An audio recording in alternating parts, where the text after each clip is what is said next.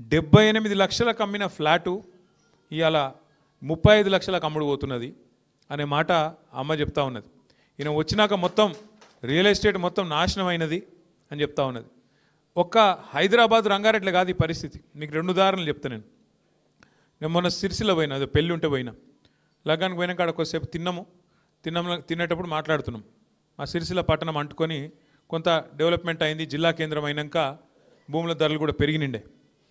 మా ఒక real estate చేసి ఒక సోదరుడు వచ్చిండు. వస్తే అడిగిన ఎట్లున్నది అన్న బిజినెస్ ఎట్లున్నది అంటే, అన్న నేను అమ్మతోడు చెప్తున్నా, అబద్ధం చెప్తలేను, ఎలక్షన్ల ముందు 31,000 గజం అమ్మినామన్నా, మన దిక్కులేక బిడ్డ పెన్లు పెట్టుకుంటే 19,000 అమ్మినా గజము. వాస్తవం చెప్తున్నా నీకు, అబద్ధం చెప్తలేను. ఇక కొనేటోడు ఎవడో కూడా కొనేటోడు అదే ఎక్కువ అన్నట్టు అయిపోయింది పరిస్థితి, ఇప్పుడు అంత దారుణంగా ఉందని చెప్పిండు. ఆంచెల్లి మళ్ళీ ఎర్రోల శ్రీనివాస్ అని చెప్పి మన ఎస్సీ ఎస్టీ కమిషన్ మాజీ చైర్మన్, ఆ తమ్ముడు వల్ల నాయన చనిపోతే పరామర్శకు అక్కడ పోయినా. ఆ ఊరు పక్కన సెందులాపూర్ అని ఉంటుంది, గంగపురం పోయినా, గంగపురంకి వెళ్ళి పక్కన సెందులాపూర్ అని ఒక ఊరు ఉంటుంది. ఆ సెందులాపూర్ అనే ఊరికాడ ఆగితే అక్కడ రైతులు వచ్చినారు కొంతమంది. వాళ్ళని అడిగితే ఏం పరిస్థితి ఎట్లున్నది అంటే, ఇక ఇక్కడ ప్రాజెక్ట్ వచ్చింది, నీళ్ళు వచ్చినాయి, వ్యవసాయం అయితే నడుస్తున్నది, నీళ్ళు ఇదివరకు లేకుండా ఇప్పుడు కేసీఆర్ వచ్చినాక నీళ్ళు వచ్చినాయి, కాళేశ్వరం వచ్చింది, నీళ్ళు వచ్చినాయి. కానీ కేసీఆర్ ఉన్నప్పుడేమో 50 లక్షల ఎకరం పోయింది. ఇప్పుడు మొన్న 4 రోజుల కిందట బేరం అయింది, 21 లక్షల ఎకరం అమ్మినామన్నా.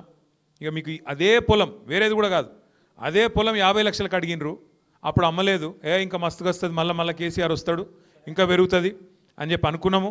ఇప్పుడు చూస్తే 21 లక్షల ఎకరంకి అమ్ముకునే పరిస్థితి వచ్చింది అని అక్కడ చెప్తా ఉన్నారు. అంటే ఒక రంగారెడ్డో, ఒక శంషాబాదో, ఒక జుబ్లీహిల్సో కాదు, రాష్ట్రం మొత్తంలో ఎంత ఆస్తి కరిగిపోయింది ప్రజలది ఆలోచన చేయండి.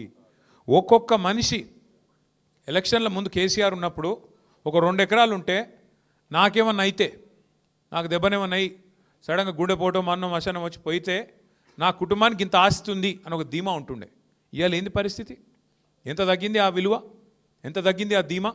ఎట్లుంటుంది ఒక మనిషికి? ఇప్పుడు ఒక బిడ్డనో కొడుకో ఉంటాడు ప్రతి కుటుంబంలో, ఉంటే ఏమనుకుంటాం, దెబ్బన నాకేమైనా అయితే 4 ఎకరాలు ఉన్నది, అందులో ఒక 2 ఎకరాలు అమ్మితే బిడ్డ పెన్లు అవుతుంది, కొడుకు ఏమైనా దందనో అదో ఇదో పెట్టుకునేది ఉంటే కొంత వెళ్తుంది, ఆడికాడి కుటుంబం అయితే ఏం కాదు, సేఫ్ అనే ఫీలింగ్ ఉంటుంది. ఇలా ఉన్నది ఆ పరిస్థితి. ఈ ప్రభుత్వం వచ్చినాక ఏ మనిషి సంతోషంగా ఉన్నాడు నాకు అర్థం కాదు. నేను నిన్న మొన్నటిదాకా చెప్పేది, ఈ ప్రభుత్వం వచ్చినాక ఎవరు సంతోషంగా లేరు, ఒక 3 అక్కలు సంతోషంగా ఉన్నారని చెప్తుంటే నేను. ఎవరు అక్కలు?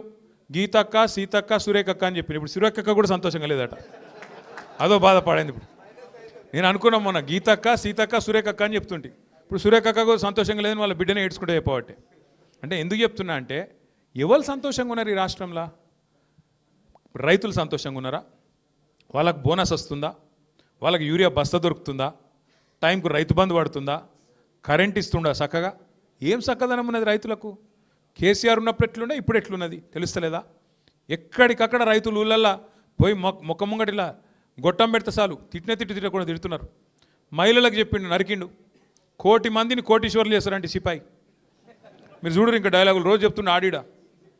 వెనకటికి పిట్టల దగ్గర ఉంటుండే ఒకడు తుపాకీ కొట్టుకొని 1,000,000 మందిని కోటీశ్వర్లు చేస్తారంట. నేను ఒక్క మాట, నాకు పెద్ద లెక్కలు రావు నాకు, నేను మిమ్మల్ని అడుగుతున్నాను, ఇక్కడ లెక్కలు వచ్చిన వాళ్ళు బాగుండొచ్చు, ఎందుకంటే మీరు మంచిగా రియల్ ఎస్టేట్ చేస్తారు బాగా, శంషాబాదులు లెక్కలు బాగా వస్తాయి మీకు.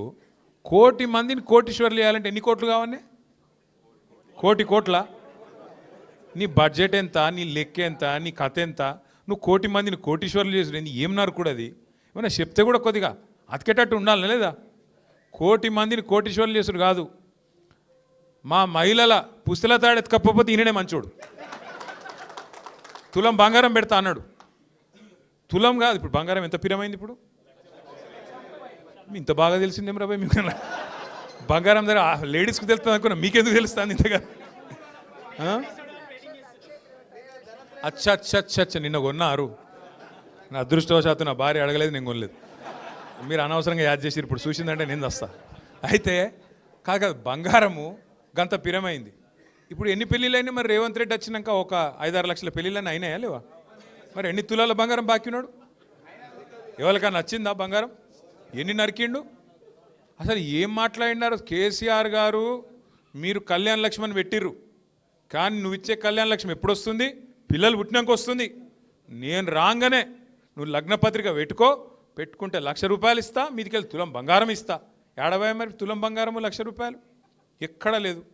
అట్లాగే ఎన్ని మాటలు, ఎన్నెన్ని డైలాగులు. ఒకటా, ప్రతి మహిళకు నెలకు 2,500,000 రూపాయలు ఇస్తా అన్నాడు. వచ్చినాయి వాళ్ళకన్నా? 1,67,00,000 మంది ఆడబిడ్డలు ఎదురు చూస్తున్నారు. రాష్ట్రంలో 18 ఏళ్ళు నిండిన వాళ్ళు 1,67,00,000 మంది ఉన్నారు. అందరూ ఎదురు చూస్తున్నారు ఎప్పుడు రేవంత్ రెడ్డి గారు 2,500,000 వేస్తాడా అని. ఉన్నదా పరిస్థితి? ఏమన్నంటే ఒకటే నేర్చుకున్నాడు. ఏమిటిది? కేసీఆర్ మొత్తం అప్లపాలు చేసిపోయిండు, నేను లంకె బిందెలు ఉంటాయి అనుకొని వచ్చిన లేవిడా. ఎవడు అడుగుతాడు బాయ్? లంకె బిందెల కోసం ఎవరు తిరుగుతారు? అర్ధరాత్రి నెత్తి మీద తువాల కప్పుకొని గడ్డపారలు పట్టుకొని ఎవడు తిరుగుతాడు? పాడువాడ కోటల చుట్టూ దొంగలు తిరుగుతారు. గాయన ఒక ముఖ్యమంత్రి మాట్లాడే మాటనేనా? లంకె బిందెల కోసం నేను వచ్చిన, లంకె బిందెలు ఉంటాయి అనుకున్నా, ఇక్కడ ఏం లేవు, అట్లా మాట్లాడొచ్చునా ఒక ముఖ్యమంత్రి? ఇంకా ఎంత ఘోరం! ఎవరన్నా ఎంతుంటుందంటే, ఇప్పుడు నేను ఒక్క నిమిషం, మా లక్ష్మారెడ్డి గారి దగ్గర నేను అప్పు తీసుకున్నాను అనుకో, మా ఎమ్మెల్యే సాబ్ దగ్గర. అన్న లచ్చన్న, నాకు ఇట్లా అర్జెంటుగా పైసలు అవసరం పడ్డది, ఎలక్షన్ కొట్లాడేది ఉంది, ఓ 10 లక్షలు పంపించంటే నాకు పంపించిండు. నేను కొట్లాడినా, సరే నేను ఓడిపోయినా అనుకో. ఓడిపోయినాక నాకు పైసలు వెళ్తలేవు, రియల్ ఎస్టేట్ డౌన్ ఉన్నది, మొత్తం మార్కెట్ డమాల్ అన్నది, ఏం చేయాలి నేను? పైసలు వెళ్తలేవు.